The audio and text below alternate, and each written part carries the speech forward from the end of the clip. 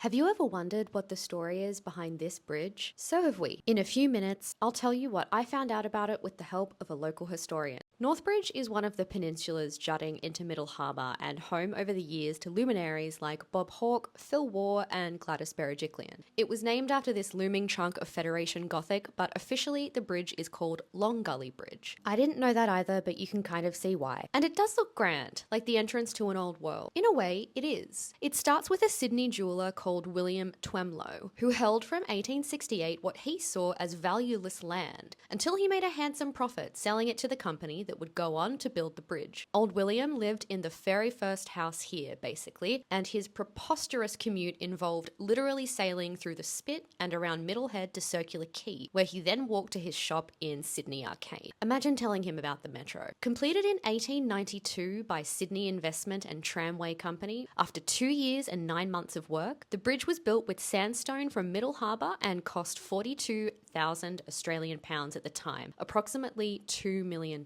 now. Originally intended as the grand gateway for a real estate project concocted during a bit of a land boom to encourage residential development, the bridge itself was designed by one Professor William H. Warren, yes, another William, of the University of Sydney. Bill wrote crowd pleasers like Australian timbers and engineering construction in iron, steel and timber, but don't rush to add these to your Goodreads list because the bridge closed for 3 years from 1936 due to serious corrosion in the steelwork and cables, converting it from a suspension bridge to a platform bridge. A final destination moment avoided for Sydney, really, although not for one individual. In 1923, a 16-year-old schoolboy fell 150 feet to his death into water only 2 feet deep below. Thank goodness safety fencing was installed in 2010. But back to the early 1890s, when Professor Bill designed the bridge in tandem with the Irish civil engineer James Edmund Fitzgerald, or Jeff Coyle. At the time, Professor Bill and Jeff's creation was considered one of the engineering wonders of Sydney. And do keep in mind that this was about 40 years before we had a harbour bridge. So people were excited about things like Northbridge connecting to Camaray. Bridge and tram fever were high. But by the end of the year it was completed, the companies that had commissioned it went bankrupt in the disastrous economic crash of 1892. This was a bit of a dampener on the hopes for residential development. Indeed, it was only after World War I that this even really started to happen, and Northbridge never got its tramway. That is, until the bridge was gifted to the New South Wales government, which organised some tram lines for the bridge in 1913. Your grandparents probably remember these, and possibly, like mine, still mourn the eventual dismantling of Sydney's tramways. And what's with the castle vibes? Well, the Victorian Gothic and Norman Federation Gothic styles were the rage at the time. Medieval motifs also add what a pictorial guide from the 90s call